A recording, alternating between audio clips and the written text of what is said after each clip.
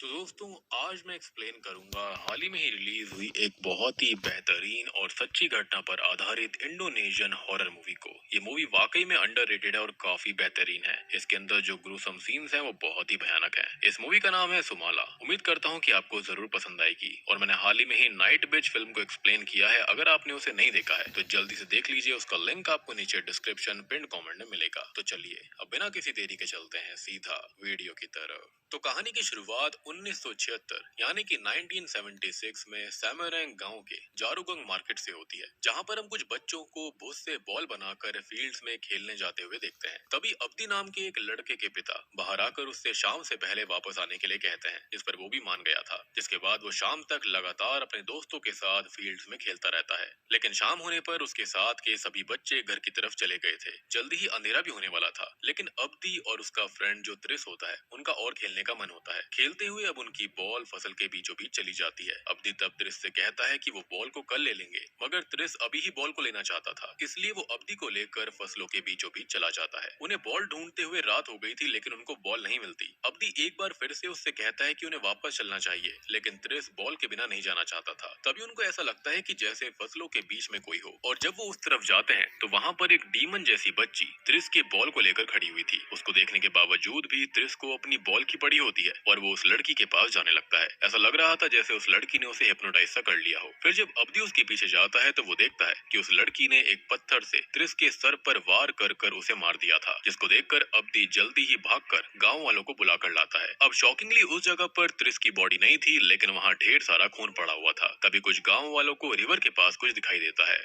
और अब जब वो सभी लोग वहां पर जाते हैं तो उन्हें नदी के पत्थर के ऊपर त्रिस की सड़ी हुई लाश मिलती है, जिसको देखकर सबके पूरी तरह से होश उड़ गए थे। अब अगले दिन त्रिस के पिता को ये लग रहा होता है कि अब्दी उस लड़की के बारे में कहानी बना रहा है, जबकि उसने खुद ही त्रिस को मार दिया होगा, क्योंकि आखिरी टाइम वही उसके साथ था। इसलिए वो अब्दी को सजा देना चाहता था। पर तब अब्दी के पिता उसे गाँव वालों के सामने बचाते हैं, लेकिन इतने में ही वहाँ पर मिस्टर शाब्दो आ जाते हैं, जिनको अब्दी की बातों पर पूरी तरह से भरोसा था। वो बताते हैं कि त्रिस को असल में सुमाला ने मारा होगा, और इसका मतलब ये है कि अभी भी वो गांव के अंदर मौजूद है। और तभी मिस्टर शाब्दो की बात सुनकर सभी हैरान रह गए थे। अब मिस्टर शाब्दो सुमाला की कहानी बताना शुरू करते हैं। ये बात उस समय से 29 साल पहले यानी कि सन 1947 की है। अब उस समय में हम सैमरंग गांव के सबसे अमीर आदमी सोजीमन और उसके अंकल को देखते हैं। अब सोजीमान की बीवी का नाम लस्त्री होता है। उनकी शादी को 11 साल बीत गए थे, लेकिन उनकी कोई संतान नहीं होती। इसलिए सोजीमान के अंकल चाहते थे कि वो उसकी जमीन को फैक्ट्री बनाने के लिए बेच दें, जिससे कि उनको अच्छा खासा मुनाफा होगा। उन्होंने अपनी जमीन को भी बेच दिया था। सोजीमान लेकिन इसके लिए मना कर देता है, क्योंकि वो अपनी जमीन को बेचना नहीं चाहता था।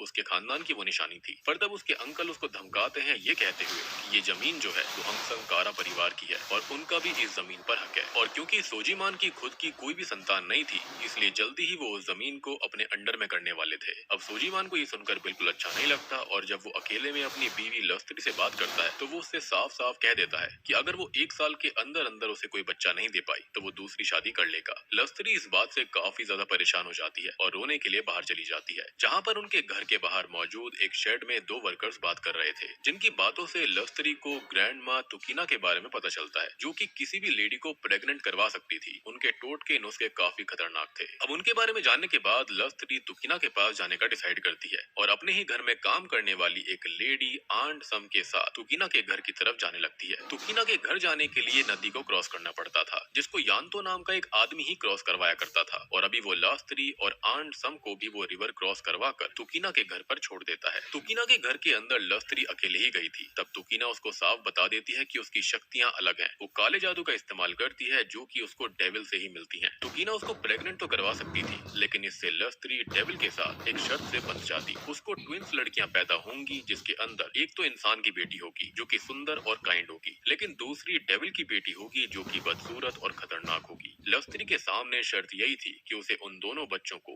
10 साल होने तक उन्हें बहुत अच्छे से और प्यार से पालना होगा, जिसके बाद उनके 10 साल का होते ही डेविल अपने बच्चे को ले जाएगा और लस्त्री अपनी बेटी के साथ अच्छे से रह सकती है, जो कि इंसान रहेगी। लेकिन एक चेतावनी ये थी कि लस्त्री डेविल के बच्चे को कोई भी नुकसान पहुंचाती है तो लस्त्री के पूरे खानदान के लिए सही नहीं होगा और उनके घर में अभी की तरह ही कुछ भी नहीं बचेगा। लस्त्री इस बात से डर तो गई थी, पर क्योंकि उसके पास कोई भी रास्ता नहीं होता, इसलिए वो डेविल के साथ डील करने के लिए मान जाती है। तब तुकीना एक रिचुअल करती है, जिसके अंदर वो किसी के खून में कुछ चीजें मिलाकर लस्त्री को पिलाती है। साथ ही साथ वो कुछ चैंटिंग्स भी कर रही थी, जिसके साथ ही अचानक से लस्त्री का शरीर अकड़ने लगता है और उसका जो पेट होता है वो भी कुछ पल के लिए फूल गया था। अब तुकीना का रिचुअल इससे पूरा हो जाता है और वो लस्त्री को बताती है कि वो अब 2 महीने बाद प्रेग्नेंट हो जाएगी और लस्त्री इससे काफी खुश होती है। अब 2 महीने बीत जाते हैं जहाँ पर हम जानते हैं कि लस्त्री वाकई में प्रेग्नेंट हो गई थी, जिसके बारे में जानकर सोजीमान काफी खुश होता है। वो तुरंत ही गाँव वालों को इसके बारे में बता देने के लिए कहता है और गाँव के अंदर पहले ये काफी चीज फेमस हुआ करती थी, जो कि बहुत ज्यादा अमीर लोग हुआ करते, वो पूरे गाँव के अंदर इस चीज को खुशी के तौर पर सुनवा दिया करते थे कि उनकी संतान आने वाली है।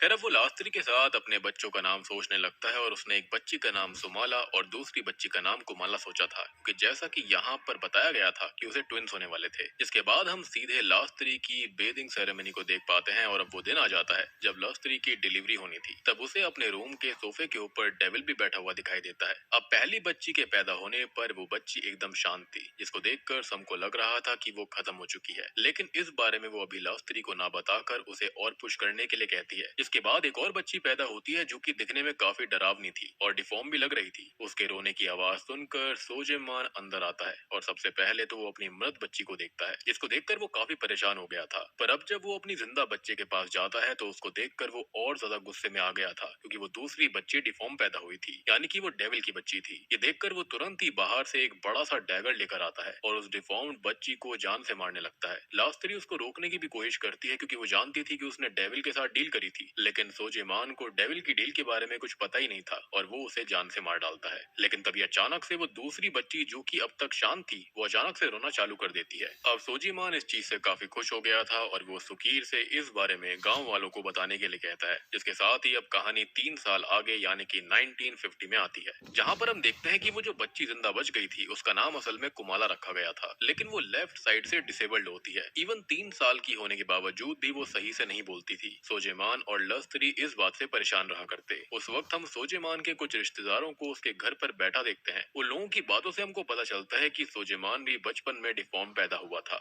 जिस वजह से वो भी सही से नहीं चल पाता था। तब मिसेस दार्मी नाम की एक लेडी ने उसकी मसाज करी थी और वो सही हो गया, लेकिन कुमाला को वो लोग पहले ही उनके पास ले जा चुके थे, लेकिन उनकी मसाज का भी उसके ऊपर कोई फर्क नहीं पड़ा। लस्त्री ये सब बातें सुन रही होती है और अब कुछ दिनों बाद जब कुमाला साइकिल से खेल रही होती है तो लस्त्री उसे खेलने से मना करती है, तो कुमाला उसके ऊपर चिल्लाने लगती है, जो कि सोजीमान भी देख रहा था। कुमाला अब अपने रूम में जाकर अपने सर को बिस्तर पर पटकने लगती है, जिसको देखकर सोजेमान को लगता है कि कुमाला पागल है, इसलिए अब वो उसको घसीटते हुए उसी शेड टाइप जगह में लेकर जाता है और वहीं पर बांधकर छोड़ देता है। खैर अब कहानी यहाँ से 1955 में आती है, जहाँ पर कुमाला के साथ उसके डिसेबल्ड होने की वजह से वो सही से उससे बर्ताव नहीं करता था। इनफैक्ट कोई भी उससे सही से बर्ताव नहीं किया करता, उसको शेड में ही बांध कर रखा जाता था। और अगर आपको डेविल के साथ करी गई डील याद होगी तो दोनों ही बच्चियों को काफी लाड से दुलार से पालना था, लेकिन यहाँ पर तो सोजेमान ने डेविल की बच्ची को स्टार्टिंग में ही मार दिया और कुमाला के साथ भी अच्छा बर्ताव नहीं किया जाता था। एंड आई बिलीव कि कुमाला का एक साइड डिसेबल्ड होना डेविल का ही कोई कर्ज होगा। लेकिन अब एक दिन कुमाला जैसे तैसे वहाँ से निकलकर मार्केट चली जाती है, जहाँ पर कुछ बच्चे एक बॉल के साथ खेल रहे थे,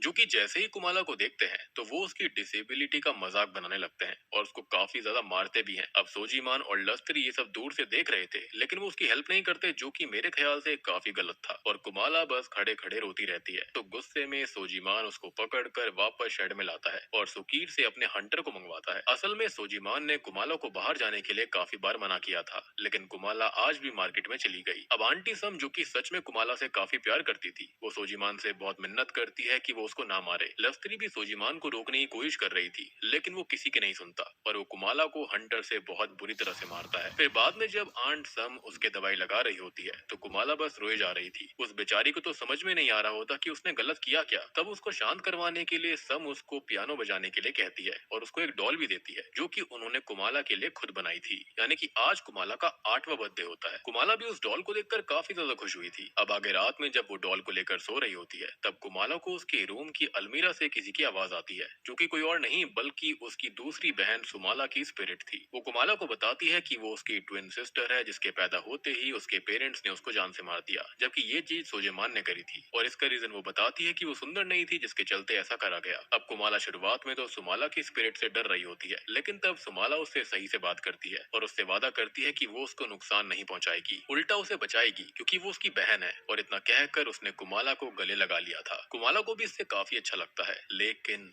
तभी हम सुमाला की स्पिरिट को क्रीपी स्माइल करते हुए देखते हैं। इवन रूम के मिरर के अंदर उसकी रिफ्लेक्शन भी नहीं दिख रही थी। ऑब्वियस सी बात है, कैसे दिखती। खैर अगले दिन जब रात में सोजीमान अपना काम कर रहा होता है तब कुमाला आराम से पियानो बजा रही थी, लेकिन सोजीमान उसके पियानो बजाने से भी बेफालतू में बहुत ही ज्यादा इरिटेट हो जाता है और इतना ज्यादा इरिटेट हो चुका था कि वो उसको जाकर चांटा मार देता है, जो कि लस्त्री ने भी देखा था। पर उसके बाद भी वो अपने पति को कुछ नहीं कहती। इवन उसने खुद कुमाला को शांत नहीं करवाया था, बल्कि आंट सम से उसको शांत करवाने के लिए कह दिया। यानी कि वो माँ होने का भी फर्ज नहीं निभा पा रही थी। अब इतने बड़े खानदान के अंदर उसकी शादी हुई थी जिसके चलते वो अपने पति से बहुत डरती थी, या फिर मतलब कोई भी रीजन हो सकता है, बट स्टिल उसको माँ का फर्ज निभाना चाहिए था। एनीवेज आंट सम उसको स्ट्रॉन्ग बनने के लिए कहती है और फिर कुछ सोचते हुए कुमाला सोजीमान के रूम में जाती है और एकदम से उसकी बॉडी बिल्कुल सही हो गई थी। उसको सही तरह से चलते और खड़ा देखकर सोजीमान शॉक्ड हो जाता है, मगर इससे पहले कि उसका दिमाग इस बात को प्रोसेस कर पाता, उससे पहले ही कुमाला पास में पड़े एक पेन को उठाकर सोजीमान के हाथ में ही घुसा देती है, जो कि असल में किसी और ने नहीं बल्कि सुमाला की स्पिरिट ने कुमाला से करवाया। बेसिकली वो अपने पिता को कुमाला को मारने की सजा दे रही थी। तब सोजीमान कुमाला को इस बात की सजा देने के लिए उसको खेतों में क्रॉस बनाकर धूप में लटकवा देता है। कुमाला तब अपनी माँ लस्त्री से भी हेल्प मांगती है, लेकिन वो कुछ नहीं कहती, बस वहाँ से चली जाती है, जिससे कि कुमाला को काफी गुस्सा आ जाता है। और अब जब रात में लस्त्री, कुमाला और सोजीमान खाना खा रहे होते हैं तो अचानक से ही कुमाला जो होती है उसको उसकी बहन ने पजेस कर लिया था। अब कुमाला तभी पजेस्ड होकर अपनी अंडरगारमेंट को उतारती है और डाइनिंग टेबल पर चढ़कर क्रीपी वे में हंसते हुए वहीं पर पी कर देती है, जिससे कि सोजीमान का तो दिमाग हिल गया था। वो तब सुकीर से कुमाला को बांधने के लिए कहता है, पर कुमाला जो होती है वो तभी सुकीर पे हमला कर देती है और सब उसको रोकने की कोशिश कर रहे थे। तभी लास्त्री की नजर जो होती है वो कुमाला की मिरर रिफ्लेक्शन पर पड़ती है, जिसके अंदर उसने सुमाला को देख लिया था, जिसको देखकर तो उसके होश उड़ जाते हैं। बाद में वो भागती हुई बाहर चली जाती है और जब लास्त्री और सम बाहर जाती हैं तो देखते हैं कि कुमाला बाहर मुर्गियों को मारकर कच्चा चबा रही थी। खैर अब अगले दिन जब कुमाला थोड़ा सा होश में आती है तो आंट सम उससे प्यार से बात करते हुए पूछने की कोशिश करती है कि वो ऐसी अजीब हरकतें क्यों कर रही है, जिस पर कुमाला उनको सारा सच बताती है कि वो ये नहीं कर रही, ये सब असल में सुमाला की स्पिरिट कर रही है जो कि उनके साथ मौजूद है। और लास्त्री जो होती है उसने बाहर से ये सारी बातें सुन ली थी और उसको समझ आ चुका था कि उसने डील को तोड़कर बहुत बड़ी गलती करी है। वो बस अब अपनी बर्बादी से बचना चाहती थी, इसलिए वो जल्दी में तुकीना से मिलने के लिए जाने लगती है। अब जो आंट सम होती है उसने भी उसको जाते हुए देख लिया था, इसलिए वो अपने बेटे शाब्दो से कुछ देर के लिए कुमाला का ध्यान रखने के लिए कहती है और लस्त्री के पास जाने लगती है। शाब्दो असल में सम का ही बेटा था, जो कि अभी 1976 के अंदर गांव वालों को इस कहानी के बारे में बता रहा था। खैर वो यहाँ पर कैसे पहुंचा, क्या हुआ था, इसके बारे में भी हमको आगे जरूर पता चलेगा। Anyways coming back to the story now, तो यहाँ पर जो लस्त्री होती है वो सीधा यान्तो के पास चली जाती है। यान्तो उनको ये बताता है कि तुकीना तो पिछले महीने ही मारी जा चुकी है, जिसको सुनकर लस्त्री और ज्यादा परेशान हो गई थी, क्योंकि तुकीना के अलावा कोई भी नहीं था जो कि उसकी हेल्प कर सकता था। इसलिए अब वो परेशान होते हुए सम को भी बता देती है कि उसने प्रेग्नेंट होने के लिए डेविल के साथ डील करी थी, यानी कि आज तक उसने इस बारे में किसी को बताया ही नहीं था। अब सम भी ये जानकर काफी डर जाती है, जिसके साथ कहानी अब एक साल और आगे बढ़ती है, यानी कि 1956 में, जहाँ पर अब कुमाला के साथ और भी बुरा सलूक होने लग गया था। अभी भी सुकीर उसको पकड़कर शेड में लेकर जाता है और उसको चेन से बांधकर शांत रहने के लिए कहता है। इनफैक्ट उसने बाहर से भी ताला मार दिया था। सम अभी भी सोजीमान से ऐसा करने से मना कर रही थी, लेकिन सोजीमान के हिसाब से कुमाला दिन प्रतिदिन वाइल्ड होती जा रही है और इसलिए वो उसको खोलने से साफ इनकार कर देता है। तभी हम सम को देखते हैं जो कि शेड के बाहर से ही कुमाला से बात करती थी। वो उससे ये कहती है कि वो बेशक से कैसी भी क्यों ना हो जाए, वो हमेशा उसको प्यार करेगी। और कुमाला के पास भी बस समी थी जो कि उसके अंदर हिम्मत बांध कर रखा करती। अब अगले दिन कुमाला अपने रूम में बैठी होती है तो नीचे गाँव के वही बच्चे आते हैं जो कि पहले कुमाला को मार्केट में परेशान कर रहे थे और वो अभी भी उसको बॉल से खेलने के बहाने नीचे बुलाते हैं। और जोनो नाम का एक बच्चा उसको हैंडीकैप कहकर चिढ़ाने लगता है और इस बार भी वो उसको काफी ज्यादा परेशान करते हुए मार रहे थे और उन्होंने उसके फेस पर पॉट की मिट्टी भी लगा दी थी। सम ये देखते ही उन बच्चों को भगाने के लिए आती है, पर जाते जाते जोनो जो होता है वो बॉल से कुमाला के सर पर मार कर जाता है। अब कुमाला तब रो रही होती है और तभी उसकी नजर अपने माता पिता पर पड़ती है, जो कि ये सब होते हुए बस देख रहे थे और उन्होंने अभी भी उसकी हेल्प करने की कोशिश नहीं करी, जिससे कि अब कुमाला को उनसे नफरत सी होनी चालू हो गई थी। खैर रात में कुमाला को आज भी शेड में ही बांधा गया था। अब डिनर करते हुए लस्त्री को लगता है कि जैसे शेड में कोई गड़बड़ है, लेकिन सोजीमान इस बात को उसका वहम बताकर उसे वहां पर नहीं जाने देता। पर वहां पर हम कुमाला को देखते हैं जिसने खुद को आजाद कर लिया था और वो एकदम नॉर्मली चल रही होती है, मतलब कि उसकी बहन ने उसे पजेस कर लिया था। अब वो पास में रखे एक संदूक से एक डैगर निकालती है और बाहर चली जाती है। तब हम सुप्री को देखते हैं जो कि उन बच्चों में से ही एक था जिन्होंने कुमाला को मारा था। वो सोजीमान के घर के पास वाले कुएं से पानी लेने आया था। तभी उसको झाड़ियों में से किसी की आवाज आने लगती है और झाड़ियों में से उसके सामने कुमाला आती है, जिसके पीछे सुमाला भी खड़ी हुई थी, यानी कि उसकी स्पिरिट। उसको इस तरह से देखकर सुपरी काफी डर गया था, लेकिन वो वहां से भाग पाता उससे पहले ही कुमाला उसको पकड़कर उसकी पीठ को खंजर से बुरी तरह चीर देती है और बाद में उसके सर पर उस डैगर से वार करती है। अब आगे हम सुक्रो और कार्यो को भी देख पाते हैं, जो कि उन्हीं बच्चों में से एक थे जो कि उसको तंग करा करते। उनके पास भी कुमाला जाकर पहले तो उनको बहुत हॉन्ट करती है और बाद में उन्हें भी बेरहमी के साथ मार डालती है। अब अगली सुबह सारे गांव वाले गांव में से गायब हुए बच्चों को ढूंढने की कोशिश कर रहे होते हैं,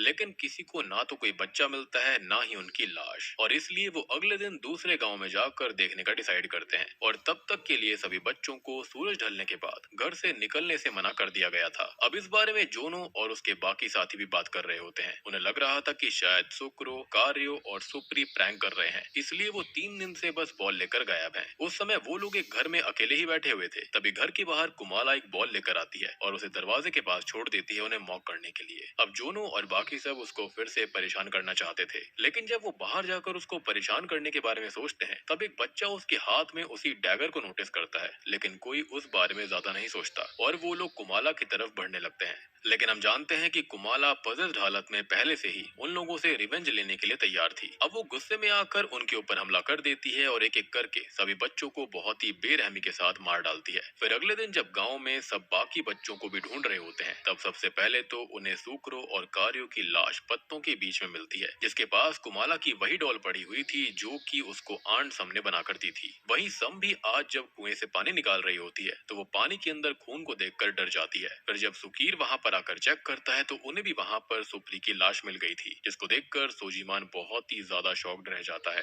वहीं गांव वालों को अब बाकी बच्चों की लाश खेतों में मौजूद एक डंडे के पास मिलती है, जिसके चारों तरफ 4 बच्चों की लाश थी और उनकी मुंडी को एक के ऊपर एक करके उस डंडे में मोतियों की तरह पिराया गया था। सभी गांव वाले इस खौफनाक मंजर को बिल्कुल सहम चुके थे, पर क्योंकि उन्हें बच्चों की लाश के पास कुमाला की डॉल मिली थी, इसलिए उनको लगता है कि ये सब असल में सोजीमान ने करा है। वो इस बारे में बात करने के लिए उसके घर भी जाते हैं, लेकिन सोजीमान अमीर आदमी था, वो उनको समझाते हुए उनसे पहले सबूत मांगता है। अब सोजीमान के साथ साथ गांव वालों को कुमाला के ऊपर भी शक होता है, लेकिन वो कुछ भी नहीं कर सकती थी, इसलिए सब अपने घर वापस लौट जाते हैं। अब उनके जाने के बाद में सोजीमान को भी समझ में नहीं आ रहा होता कि ये सब कुमाला ने करा है या फिर नहीं, क्योंकि उसने उसको बहुत ही कम चलते हुए देखा है। लेकिन एक पल को उसके माइंड में आ भी रहा होता है कि वो कभी कभी चलती है, जिसके चलते शायद वो ऐसा कर भी सकती है। अब उसके दिमाग में एक बात और आती है कि अगर कुमाला ने ये करा भी है, तो वो शेड से बाहर कैसे निकली। अब सोजीमान के मन में ये बात चली रही होती है और वो इस बारे में लव स्त्री से बात करते हुए शेड में जाता है, जहाँ पर जाने पर उन्हें वहाँ की दीवार में एक बड़ा सा छेद मिलता है, जिसको बोरियों से ढका गया था, विच मीन्स की कुमाला रात में उसी छेद से बाहर जाया करती थी। और अब सोजीमान को भी भरोसा हो गया था कि गाँव में जितने भी बच्चे मारे गए हैं, उन सबको कुमाला ने ही मारा है।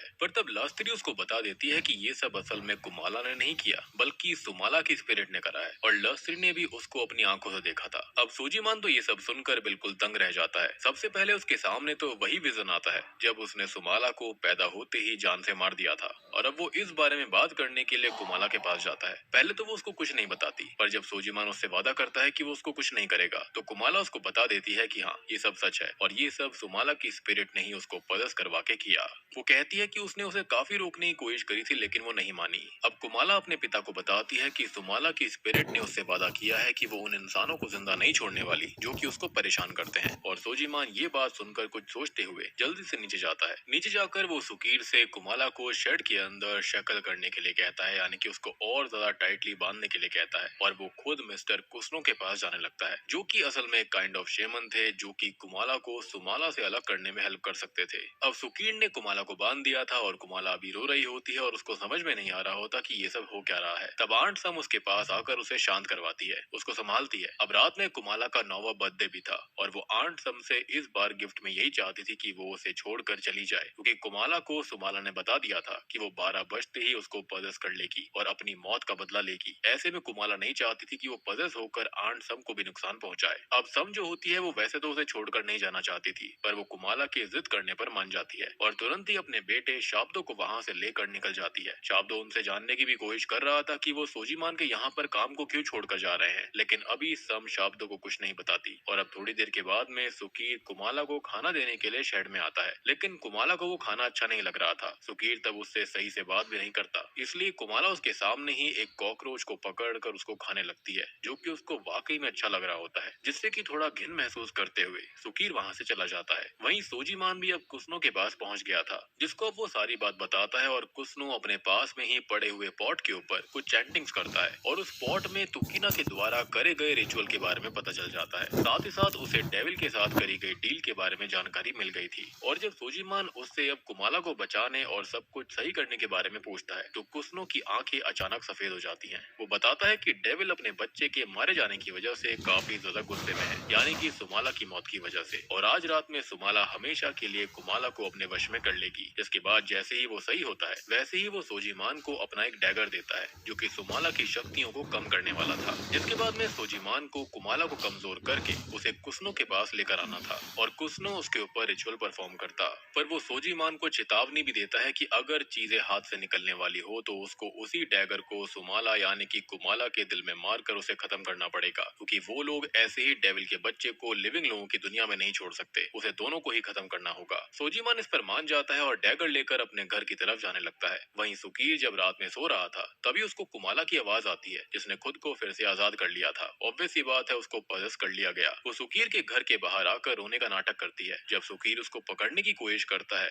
तो कुमाला उसके ऊपर एक डैगर से हमला करने की कोशिश करती है, जिससे शुरुआत में तो सुकीर बच जाता है, लेकिन अब वो इतना ज्यादा डर गया था कि वो सोजीमान के घर में जाकर गेट को अंदर से बंद कर देता है। पर कुमाला अपने पास मौजूद डैगर से गेट पर काफी बार वार कर कर गेट को ही तोड़ देती है और अंदर आ जाती है। और बाद में जब सुकीर उससे बचने के लिए भागने की कोशिश करता है तो कुमाला उस डैगर को फेंक कर उसकी छाती के ही आर पार कर देती है, जिसके बाद उसने सुकीर के गले को बुरी तरह से काट दिया था। अब अगला नंबर लस्त्री का था। वो अभी अपने रूम में आराम से सो रही थी कि तभी उसको कुमाला के पियानो बजाने की आवाज आती है, इसलिए वो पियानो वाले रूम की तरफ जाने लगती है। फिर जब लस्त्री वहाँ पर पहुँचती है तो कुमाला उसकी तरफ भी क्रीपी स्माइल करते हुए बढ़ने लगती है, और क्योंकि वो उसको भी जान से मारना चाहती थी, रिफ्लेक्शन में लस्त्री को दिख चुका था कि कुमाला से ये सब सुमाला करवा रही है, इसलिए लस्त्री काफी डर जाती है। अब वो प्यार से बात करते हुए कुमाला को शांत करने की कोशिश करती है, लेकिन जब कुमाला उसकी बात नहीं सुनती तो लस्त्री भागते हुए दूसरे रूम की तरफ जाने लगती है। तब रास्ते में उसे सुकीर की लाश भी दिखाई देती है और वो समझ गई थी कि उसका अंत भी नजदीक है, जिससे कि वो बहुत डर जाती है। अब लस्त्री जल्दी से एक रूम में जाकर उसके सामने एक बड़े से टेबल को रख देती है ताकि कुमाला उसे खोल ना पाए, यानी कि पजेस्ड हुई कुमाला। पर कुमाला गेट पर पहले तो डैगर से वार करती है और जब गेट कमजोर हो जाता है तब वो धक्का देकर उस गेट को तोड़ देती है। अब यहाँ पर आप सोच रहे होंगे कि इतनी छोटी बच्ची ऐसा कैसे कर रही थी। भाई साहब, वो डेविल के बच्चे से पजेस हो रखी है। अब सुमाला कुमाला की बॉडी में किसी भी हाल में अपनी मौत का बदला लेना चाहती थी। अब लस्त्री उसको समझाने की कोशिश करती है कि उसने कुछ भी नहीं करा है और सिचुएशन उसके हाथ में नहीं थी। इवन लस्त्री कुमाला को भी बचाने की कोशिश कर रही थी, पर वो डर की वजह से सोजीमान से कुछ नहीं कह पाती थी। ये सब जानने के बाद भी सुमाला पर लस्त्री की बातों का कोई भी असर नहीं हो रहा था। उसका मानना था कि लस्त्री शांत रहकर बस खुद को बचाने की कोशिश कर रही थी, और ये कहते हुए वो लस्त्री के पैर पर बहुत बुरी तरह से स्टैप करती है और अब वो उसको जान से मारने वाली थी। अब लस्त्री कहीं ना कहीं समझ तो गई थी कि उसने कितना गलत करा है, और वो इस बात को भी जानती थी कि ये उसका आखिरी समय है, इसलिए वो सुमाला से आखिरी टाइम विश करती है कि वो लस्त्री को कुमाला से बात करने दे। सुमाला भी इस पर मान जाती है और बॉडी का कंट्रोल कुमाला को दे देती है। लस्त्री ने अब कुमाला से माफी मांगना चालू कर दिया था, क्योंकि वो एक अच्छी माँ नहीं बन पाई। कुमाला को भी लस्त्री की हालत देखकर अच्छा नहीं लग रहा होता। उसने तो लस्त्री को अपनी तरफ से माफ कर दिया था, लेकिन सुमाला अपनी माँ को माफ नहीं करती और कुमाला की बॉडी पर कंट्रोल लेकर पहले तो लस्त्री के हाथ काटने के बाद वो उसको स्टैब करके जान से मार डालती है। इसके थोड़ी देर के बाद में सोजीमान भी घर में पहुंच गया था। वो सीढ़ियों के नीचे पहले तो सुकीर की लाश को देखता है और ऊपर जाने के बाद लस्त्री की। अब लस्त्री की मौत के बाद वो पूरी तरह से टूट चुका था, क्योंकि सुमाला को जान से मारना और कुमाला के साथ गलत व्यवहार करना वो सब उसकी गलती थी, और अब वो किसी भी हाल में उस गलती को सुधारना चाहता था। तभी वो रूम के अंदर रखी हुई रॉकिंग चेयर को देखता है जहाँ पर कुमाला बैठी हुई थी, जिसको सुमाला झुला रही थी। जिसके बाद सुमाला कुमाला की बॉडी के अंदर जाकर सोजीमान की तरफ बढ़ने लगती है और उसे काफी बुरी तरह से घायल भी कर देती है। पर अभी जैसे तैसे सोजीमान घर से भागकर गांव में जाने में सफल हो गया था, जहां पर वो तुरंत ही इमरजेंसी वाले नगाड़े बजाता है और जल्दी से गांव वालों को बुलाकर सुकीर और लस्त्री के मरने के बारे में बोलता है। ये बात सुनकर सभी गांव वाले काफी परेशान थे। वो तुरंत ही सोजीमान के साथ उस घर में जाते हैं, जहाँ पर सभी को लस्त्री और सुकीर की लाश देखकर काफी गलत लगता है। अब उन्हें वहाँ पर कुमाला नहीं दिखाई देती। तब सोजीमान उनसे कुमाला को ढूंढने के लिए कहता है, क्योंकि वो कुमाला को कैसे भी करके कुसनो के पास ले जाना चाहता था। पर गांव वाले उसकी बात को सही से ही नहीं सुनते और उन्हें लगता है कि कुमाला ने ही गांव में मौजूद बच्चों को, सुकीर और लस्त्री को मारा है। वो तुरंत ही अब कुमाला को ढूंढने के लिए निकल गए थे। बेसिकली उनके सर पर खून सवार था। वो कहीं ना कहीं सही तो थे, पर सोजीमान जानता था कि वो सब कुमाला ने नहीं किया, बल्कि सुमाला ने करा है, और इसलिए वो गांव वालों को रोकने की कोशिश करता है। है, पर कोई भी उसकी बात को नहीं मानता। तब सोजीमान जल्दी से एक बोरा, कुसनो का दिया हुआ डैगर और एक रस्सी लेकर खुद ही कुमाला को ढूंढने के लिए निकल जाता है। और उसे शेड में जाने पर कुमाला एक पल को दिखाई देती है, लेकिन अगले ही पल वो वहाँ से भागकर फील्ड्स की तरफ चली गई थी। इसलिए ही सोजीमान उसके पीछे जाता है, जहाँ पर कोई भी नहीं होता। अब वहाँ पर मौका पाकर सुमाला ने अपनी बहन कुमाला की बॉडी में सोजीमान के ऊपर हमला करना चालू कर दिया, पर तब सोजीमान भी पास में पड़े पत्थर से उसके सर पर वार करके उसे बेहोश कर देता है। और वो उसको डैगर से जान से मारने वाला था, क्योंकि चीजें सच में हाथ से निकल गई थी। पर अब सारी सच्चाई जानने के बाद वो कुमाला को मारना नहीं चाहता था, और अब वो उसकी बॉडी को एक बोरी में भरकर पास में बैठकर रोने लगता है। सुमाला भी अब तक बोरी के अंदर जाग चुकी थी, जो कि सब चीजों के लिए सोजीमान को ही ब्लेम करती है और उसे और ज्यादा रोने पर मजबूर करती है। जिसके अगले ही पल वो बोरी से गायब हो जाती है और उसने फिर से सोजीमान पर हमला करना चालू कर दिया। लेकिन इस बार सोजीमान ने हिम्मत करके उसके ऊपर उस डैगर से हमला किया जो कि उसे कुसनो ने दिया था। अब इससे होता यह है कि सुमाला की हालत खराब होने लगती है, लेकिन तभी हम देखते हैं कि सुमाला वापस से जिंदा हो जाती है और सोजीमान को बताती है कि जब से वो कुमाला की बॉडी में आई है, तब से कुमाला की बॉडी में काफी चेंजेस आए हैं। जैसे कि उसके दांत हटकर उसके फैंग्स आ चुके हैं और उसके बाल भी गायब हो गए हैं। इवन उसका दिल भी उल्टी साइड से हटकर राइट में शिफ्ट हो चुका है। मतलब कि सोजीमान ने गलत जगह पर हमला किया था और उसे सुमाला ने ट्रिक करा। अब सुमाला पहले तो डैगर से सोजीमान का पेट काट देती है, जिससे कि उसकी सारी अंतड़ियां बाहर आ गई थी, और बाद में वो दो लकड़ी के पीसीस को उठाकर उन्हें सोजीमान की आंख में डाल देती है, जिससे कि मौके पर ही सोजीमान की मौत हो गई थी। फिर अगले दिन सभी गांव वालों को सोजीमान की बॉडी फील्ड में वैसे ही क्रॉस पर लटकी हुई मिलती है, जैसे कि सोजीमान कुमाला को सजा देने के लिए टांगा करता था। इवन कुमाला ने कुसनो को भी सजा देने के लिए उसको उसके ही डैगर से बुरी तरह से मार दिया, यानी कि डेविल चाइल्ड ने अपना बदला लिया। अब इसके साथ ही सीन वापस से प्रेजेंट टाइम में आता है, जहाँ पर शाब्दो अपनी कहानी को ये बताकर खत्म करता है कि तब से ही माना जाता है कि सुमाला यानी कि डेविल्स चाइल्ड उस गांव के अंदर है, और इसलिए किसी भी बच्चे को रात के समय में बाहर नहीं निकलने देना चाहिए। इसलिए शुरुआत के अंदर अब्दी और उसके दोस्तों को कहा गया था कि वो जल्दी वहाँ से आ जाए, रात का इंतजार ना करे। ये जानकर सभी गांव वाले अपने अपने घर से सुमाला के लिए ऑफरिंग रखते हैं, ताकि वो उनको नुकसान ना पहुंचाए। पर रात में हम देख पाते हैं कि त्रिस के पिता ने सच्चाई जानने के बावजूद भी ऑफरिंग को नहीं रखा था, क्योंकि अभी भी उसको यही लग रहा होता है कि त्रिस को सुमाला ने नहीं बल्कि अब्दी ने मारा है। पर अब जब वो रात में अपने घर के बाहर आता है, तो उसके सामने उसको सुमाला दिखाई देती है, जो कि एक आदमी की म्यूटिलेटेड बॉडी खा रही थी। जिसके साथ ही हमको एक नोट दिखाया जाता है कि ये कहानी सच्ची घटना पर आधारित है, और सेंट्रल हवा के पास में ही एक गांव सेमरंग है, जहां पर आज भी सुमाला यानी कि डेविल्स चाइल्ड रहती है, जिसकी वजह से बच्चों को अंधेरा होने के बाद भी घर से बाहर निकलने नहीं दिया जाता। और बूम, इसी के साथ में सुमाला मूवी यहीं पर खत्म हो जाती है। तो दोस्तों, ये थी सुमाला फिल्म की डिटेल्ड एक्सप्लेनेशन, जो कि रियल स्टोरी पर आधारित है। उम्मीद करता हूँ कि आपको ये कहानी पसंद आई होगी। यहाँ पर समझाने जैसा कुछ भी नहीं है, सारी की सारी डिटेल्स मैंने आपको पहले ही बता दी हैं। लेकिन अगर आपका फिर भी कोई डाउट है तो आप कमेंट सेक्शन में पूछ सकते हो। तो उम्मीद करता हूँ कि वीडियो अच्छी लगी होगी। अच्छी लगी है तो वीडियो को लाइक कर दीजिए, चैनल के ऊपर नए हो तो सब्सक्राइब कर लीजिए, और